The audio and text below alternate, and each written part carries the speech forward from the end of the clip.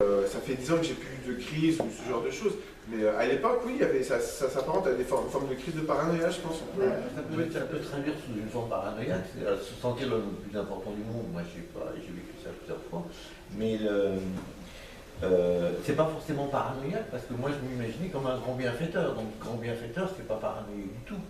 Et je pense que le contenu du délire que vous décrivez, il est lié à votre histoire, mais c'est pas forcément lié à la maladie, si vous voulez. Il faut distinguer le fait qu'on rentre dans une bulle désirante, mais le contenu du désir, il est vraiment personnel. Il renvoie. Vous, c'était votre père qui était exigeant, donc vous projetiez comme ça, exigeant auquel vous ne saviez pas répondre.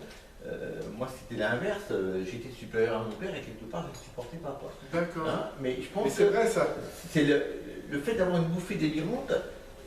C'est pas le contenu qui compte. Le contenu, c'est l'expression de soi, mais le déclenchement de la crise et l'installation dans la crise, pour moi, il y a une période de stress qui me provoquait chez moi. Il y a aussi parfois des choses qui n'ont pas de sens, et puis c'est comme si c'était endogène. Ça devient tout seul, et puis ce qu'on met dedans, ça va dépendre de l'union du moment.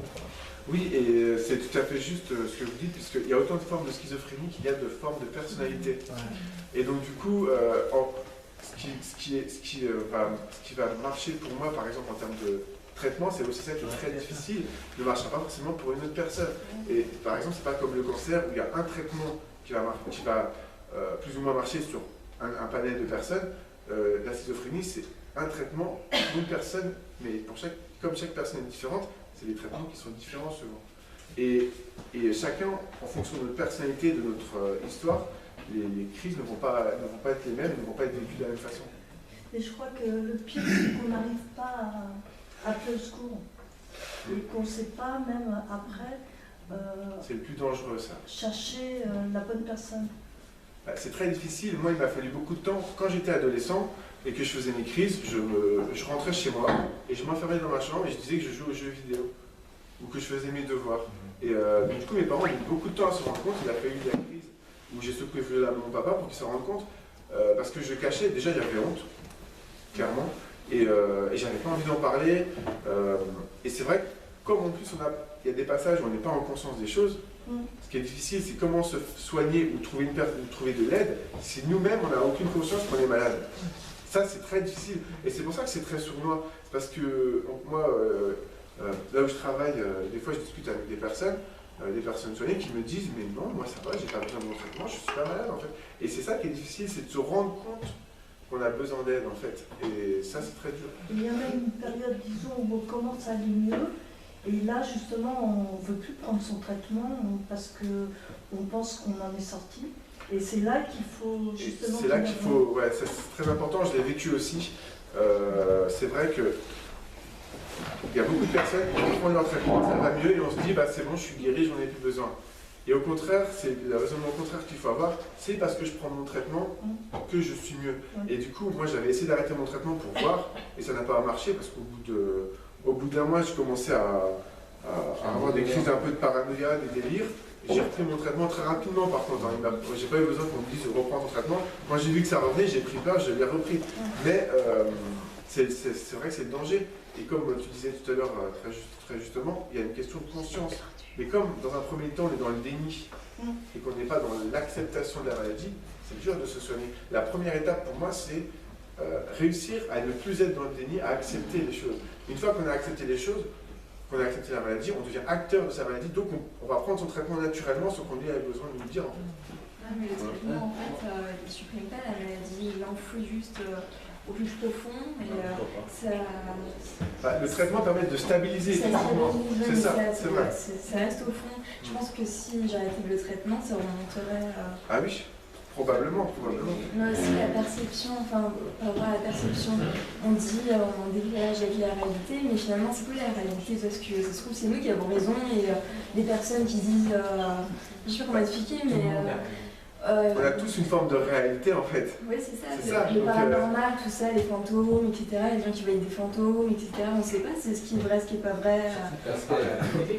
Après chacun est libre de croire aux fantômes, de croire à plein de choses. C'est pas un souci. Mais ça, c'est la démocratie justement. C'est le fait qu'on qu'on est tous ensemble et qu'on n'a pas les mêmes croyances, on n'a pas forcément les mêmes idées, on n'a pas forcément la même notion de la réalité, mais avec tout ça, il faut vivre ensemble. Je pense que c'est surtout aussi la souffrance, parce que c'est des perceptions qui sont souvent très difficiles à vivre aussi. Puis c'est pas, souvent les fantômes ils sont quand même pas bienveillants. Oui, non, mais c'est un exemple. Mais par exemple, on parle de médium, vous savez, ceux qui arrivent à communiquer avec les esprits, tout ça. On dit que c'est pas vrai, mais on sait pas. Moi, dans ma famille, il y avait quelqu'un qui arrivait à guérir les blessures, les brûlures avec ses mains, tout comme ça. Il y a beaucoup de phénomènes qu'on n'arrive pas à expliquer. Donc, je pense que là, et la souffrance, justement, lui, il disait qu'il aimait bien être au centre du monde. Moi, ça a été que de la souffrance, mais lui, il a aimé être comme un personnage, quoi. Donc, ça dépendait des personnalités. Qu'est-ce que tu voulais être? Alors, ce que je voulais être, moi, c'était quelqu'un d'important. Et j'ai envie de dire, peu importe ce que j'aurais fait, du moment que j'étais important. Ça pouvait être dans le prolongement de mes études, être avocat. À la base, je voulais être joueur de basket, je voulais être champion de basket, bon voilà. Mais c'était exister à travers en fait, le fait de mon point de vue d'être quelqu'un d'important et de prouver à mon père que je pouvais faire quelque chose de ma vie. C'était surtout ça. Parce que comme tu as dit que tu voulais être quelque chose que tu n'as pas été. Oui. Ah bah oui, parce que quand tu fais du droit et que tu vas être avocat, si tu commences à redoubler et que tu n'as pas les notes suffisantes, bah tu sais que tu ne vas pas y arriver en fait. Donc déjà il y a cette frustration-là. Et puis même quand j'étais au collège ou au lycée, je voyais bien que je devais travailler 2 ou 3 fois plus que les autres pour avoir la même note. J'avais des copains qui venaient, ils n'avaient rien fait, ils avaient 15. Moi j'avais bossé pendant une semaine la veille et j'avais à peine 10. Donc il y avait un décalage. Et puis c'est une maladie qui joue aussi sur la concentration. Et donc du coup c'est vrai qu'il y avait des phases où je dormais moins et où je n'arrivais pas à me concentrer, c'était très difficile. Et d'autres phases où j'allais presque être hyperactif. Il y a un problème aussi quand on est soigné, il y a certains médicaments qui enlèvent la concentration. Ouais. Et Oui, c'est vrai ça. Il y a plein d'effets secondaires. Ouais. Moi, quand j'ai mon premier traitement, j'ai pris plus de 20 kilos mon premier traitement en 1 an. Donc j'ai fait beaucoup de sport pour les reperdre. Mais encore au jour d'aujourd'hui, je peux avoir des crises de boulimie. C'est un des effets secondaires de mon traitement. Je vais rentrer chez moi et en l'espace de 5 minutes, je vais manger, mais enfin voilà. Ça arrive encore, c'est plus rare parce que j'arrive à juguler, mais ça peut arriver. Vous prenez toujours le traitement? Oui. Ouais. C'est intéressant, c'est important. Ah oui, de toute façon, pour moi, je sais que dans mon cas, c'est à vie, quoi. D'accord. Oui. Parce que j'ai essayé de l'arrêter, ça n'a pas marché du tout. Et ce traitement, aujourd'hui, vous pouvez dire qu'il vous a aidé, peut-être pas seulement, parce que je pense que derrière il y a eu d'autres choses. Il y a un gros travail intérieur, sans doute accompagné, mais que le traitement vous a aidé à stabiliser quelque chose, mais il ne vous empêche pas d'être aujourd'hui. Oui, en fait, ce qui est dangereux, c'est que souvent, et je le vois là où je travaille, on se dit, il y a le traitement, ok, mais il y a des effets secondaires. Donc, de toute façon, tous les traitements, il y a des effets secondaires, c'est normal. Mais il faut les accepter parce qu'en fait, si on change de traitement tous les mois, sachant qu'un traitement met déjà 2 semaines à agir, c'est comme si on n'avait pas de traitement. Et ça, c'est très compliqué à faire en parce que souvent, on se dit, par exemple, moi au tout début, j'avais des impatiences. Ce que je fais là, par exemple, parler devant vous sans m'être levé 3 fois ou 10 fois, il y a 10 ans, c'était impossible. Je me serais déjà levé 5 fois, j'aurais fait des tours, machin, parce que j'avais des impatiences dans les jambes et j'arrivais pas à juguler tout ça. Et à force de prendre le traitement, de persister en fait, j'ai appris à maîtriser ça en fait, mais ça se fait pas en un mois, ça s'est fait en beaucoup de temps, quoi, vraiment. Oui, mais aussi il faut pouvoir dialoguer avec son psychiatre pour pouvoir lui dire, par exemple, on a des impatiences, il donne des médicaments qui aident. Et donc, parce qu'il y a beaucoup de difficultés au sujet des médicaments, et certaines difficultés, comme grossir ou des choses comme ça, c'est insupportable. Certains médecins arrivent à communiquer avec nous et changer de traitement ou bien rajouter un médicament. Oui, c'est important parce que c'est vrai que ça revient à ce que je disais tout à l'heure. Il y a un traitement qui peut très bien marcher sur moi, mais sur toi il peut ne pas marcher, et un traitement peut très bien marcher sur toi, et moi n'avoir aucun effet. Donc c'est vrai que c'est important de... Moi aussi au début j'ai eu plusieurs traitements, c'est normal, parce qu'on tâtonne, et une fois qu'on a trouvé le bon traitement, on voit qu'on est mieux avec. Par contre, là, il ne faut pas le lâcher, quoi. Ouais. Une petite question. Quand vous Alors, avez juste dit- petite. Je ne vais pas y arriver. Je rigole, je te taquine. Du coup, je ne sais plus la formule. C'est ma faute, désolé. D'après vous, si on vous avait dit que vous alliez avoir des impatiences, si on vous avait prédit la souffrance que vous auriez eue en psychiatrie, est-ce que vous seriez toujours dans le même résultat que là? Une résilience de la maladie, une capacité à être stable à peu près dans sa tête? C'est une bonne question. Si on quand j'ai eu mon traitement, de mon point de vue, hein, il ne m'a pas été assez présenté. C'est-à-dire qu'on peut dire le traitement, il a tel effet bénéfique, il va t'aider sur la concentration, il va t'aider à te stabiliser, à plus avoir d'idées délirantes, des hallucinations, mais on m'a pas parlé des effets secondaires. En fait, je les ai découverts sur le tas, les effets secondaires, la prise de poids et les impatiences. Et il y avait aussi, au tout début, bon, c'était pas ce traitement-là, c'était celui d'avant, je buvais non-stop de l'eau, enfin il fallait toujours que je m'hydrate, et j'allais tout le temps aux toilettes, c'était pas agréable du tout. Donc du coup la molécule a changé, mais c'est vrai que c'est important quand on présente un traitement de dire les avantages qu'il y a, mais aussi les inconvénients. Ils ne le font pas. Pas toujours, c'est vrai. Pas toujours, oui. Pas toujours, c'est Le vrai. problème de dire tous les effets secondaires, c'est que des fois. Ça peut répéter aussi. Et puis même les personnes peuvent. Il y a certaines personnes peuvent se mettre à avoir des effets secondaires parce qu'on leur a évoqué. Il y a des gens qui disent. C'est pas faux. Et puis Et alors, il y en a voilà. qui n'ont pas certains effets Oui, secondaires. voilà, et Pourquoi d'autres qui ça vont en veut avoir dire, d'autres. étant- Voilà, c'est- à quoi ça sert c'est vrai que c'est- des fois, l'idée, c'est plus de dire il y a des effets secondaires, il peut y avoir des effets secondaires et que la personne parle. D'accord. Parce Mais que ce qui est important, c'est que c'est juste vraiment d'avoir un bon entourage, par exemple des psychologues, des psychiatres qui peuvent dialoguer et tout, des infirmières psychiatriques et tout. Mais C'est vrai que c'est très important la notion de l'entourage, parce que moi je sais qu'au tout début, que ce soit dans le milieu de la santé ou même la famille proche, moi j'avais honte et donc du coup j'avais peur d'être rejeté par ma famille. C'était vraiment quelque chose, c'est pour ça que j'en ai pas parlé pendant de l'adolescence jusqu'à 21 ans, mes parents n'étaient pas au courant. Et j'avais vraiment peur d'être mis sur le côté, quoi. Et voyant que mes parents, au contraire, se sont inscrits à des groupes de parole comme l'UNAFAM pour comprendre ce que c'était la schizophrénie, ils ont essayé de m'épauler au mieux, ça m'a aidé beaucoup, justement, ça m'a redonné un peu confiance en moi. Et je me souviens toujours, un jour, ma maman est venue avec elle est l'UNAFAM, elle est venue avec une liste, elle me dit tiens, faut que je te parle, j'ai une liste de personnages, de grands génies qui ont marqué l'histoire. Donc bon, je l'ai écouté, mais je ne voyais pas où elle voulait en venir en fait. Et en fait, tous ces grands personnages, donc il y avait John Fornage qui est mort récemment, qui a eu le prix Nobel d'économie en 1994. Il y a un film sur lui que je vous conseille, ça s'appelle Un homme d'exception, c'est un film génial. Bon bref, il y a eu Einstein a fait des bouffées délirantes, d'autres également. Ouais, mais ça se sait très peu, mais quand on voit sur les biographies, on le voit. Et son fils est schizophrène d'ailleurs, Einstein, il avait un fils schizophrène. Et donc du coup, il y avait plein de personnages, de grands personnages qui ont marqué différentes époques et qui souffraient de troubles psychiques. À partir de ce moment-là, je me suis dit, bon, tu n'auras jamais leur niveau, mais eux, ils ont changé le monde. Toi, tu peux au moins changer ta vie. Ça a été un déclic. Parce que je me suis dit, en fait, à la base, pour moi, la maladie, c'était, moi, j'associais ça à un handicap mental, on était plus bête que la moyenne. Moi, j'associais ça à ça.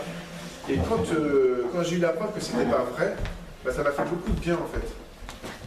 Ça m'a fait beaucoup de bien parce que je me suis rendu compte que une personne qui a cette pathologie-là ou cette maladie, elle n'est pas plus bête que les autres, au contraire, quoi.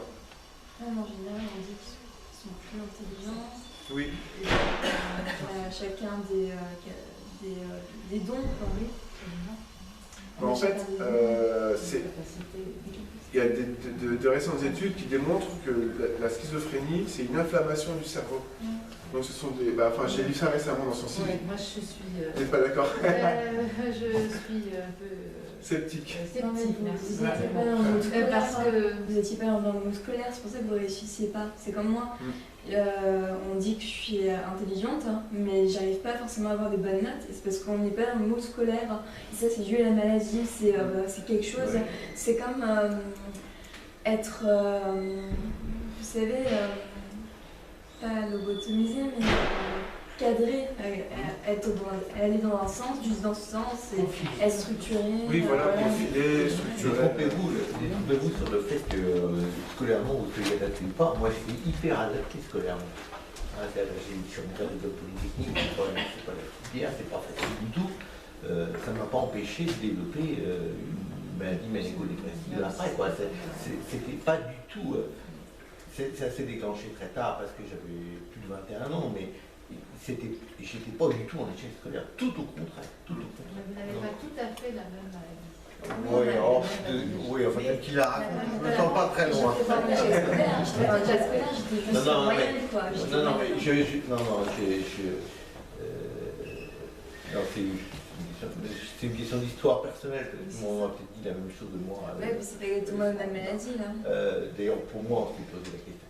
Mais je voulais vous poser une autre question. Quels sont les instruments, entre guillemets, le plus large possible, que vous avez utilisés pour passer de ces situations où il y a des manies qui émergent comme ça, qui sont casse-pieds, avec des périodes entre les deux dans lesquelles on ne sait pas comment se situer. Quel instrument vous avez utilisé pour vous stabiliser? On a parlé des médicaments, mais je pense qu'il n'y a pas de... Alors oui, bien sûr, le sport. Le sport, ça m'a donné la confiance, une confiance en moi. Et une confiance un peu inébranlable en moi. Même dans les moments où j'étais au fond du trou, où j'étais vraiment pas bien, dans le doute, ou quand par exemple, le premier jour où j'étais interné, j'étais dans une unité fermée, je pouvais pas sortir. Je me suis dit, on m'a dit, en plus, quand je suis arrivé, j'ai demandé tout de suite, la question, quand est-ce que je vais sortir? Ah ben on sait pas, on verra. Donc du coup, je me suis dit, mais pour combien de temps je suis là? Enfin, j'étais vraiment pas bien. Et même au moment où j'étais dans cet état d'esprit-là, j'avais toujours une petite lueur dans un coin de mon cerveau qui me disait, non, tu vas t'en sortir. Et en fait, il y a une phrase que je me répétais tous les jours de façon névrotique. Je me souviens d'un morceau de musique classique que j'écoutais en boucle, parce que je suis un peu névrotique sur certaines choses, et j'écoutais toujours ce morceau de musique, c'était la flûte enchantée de Mozart, et j'avais un truc qui parlait de la maladie. Et je me répétais cette phrase tout le temps, tu vas t'en sortir, tu vas t'en sortir. Et à force de me répéter cette phrase-là, j'ai réussi à la faire mienne, et ça m'a poussé. Après, c'est pas parce que tu te répètes cette phrase que tu vas forcément guérir ou être beaucoup mieux, mais au moins tu vas tendre vers. Mais c'est un mantra, ça. C'est pas un truc obsessif ou névrotique, comme vous dites, dire... le fait de se répéter... C'est un mantra, ouais. Il y a une technique de méditation qui consiste à répéter la même pensée. Il y a des gens qui parlent aussi de la méthode Coué. Enfin, je crois c'est le positivisme, en fait. C'est vraiment... Le cerveau, on a tous la capacité. On peut très bien dire, je suis dans un cauchemar et je vais en sortir. Il y a tout un tas de formes. Mais je pense que tant qu'on a l'idée que c'est soluble, ça peut être réduit, il n'y a pas de raison de ne pas finir par y arriver. Et moi, ce qui m'épate chez vous, c'est que moi, j'ai mis plus de 30 ans pour trouver une solution, et vous, apparemment, c'était un peu plus vite. Parce que les molécules sont progressées. Moi aussi, s'auto-persuader, ça peut aider. Hein. Moi, j'ai eu mon bac comme ça, j'ai répété 100 fois, je vais avoir mon bac, et je l'ai eu. Mais je pense qu'on fait beaucoup de choses par... Il y a du travail aussi. Oui, il y a du travail, mais c'est la motivation. Parce que, en fait, le fait de dire ça, le fait de te répéter ça, ça t'a motivé à travailler, je suppose. Je travaille bien, mais comme j'écrivais très mal à cause des médicaments, j'ai eu des notes beaucoup inférieures à ce que j'avais eu en temps normal. Donc du coup, je passe sur l'attrapage et là, j'ai vraiment... D'accord. Et tu es soignant dans un hôpital. Ah, c'est ça, alors un jour on voit que tu travailles, le lendemain tu es dans les staffs. Ah, j'aimerais bien avoir une infirmière comme ça.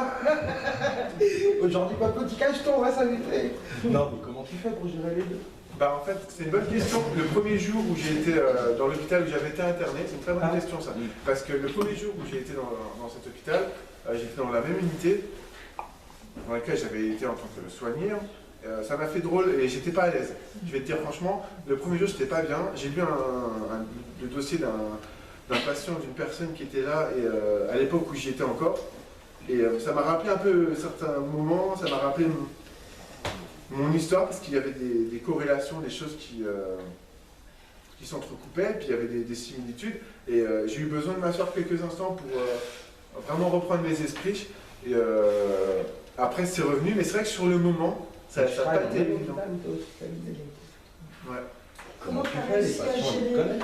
Certains, ouais. Comment tu as réussi à gérer les rapports avec d'anciens malades que tu connaissais? Mais justement,